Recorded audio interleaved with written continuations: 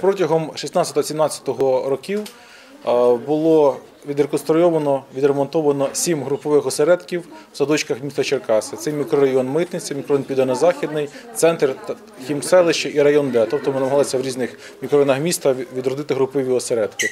Уже офіційно відкрито 3 групових осередки, це в 3 садочках. Це на Митниці 91-й садочок, 73-й Південно-Західний район і 63-й садочок мікрорайон Д. І сьогодні ми відкриваємо в цьому мікрорайоні, в цьому садочку теж груповий осередок.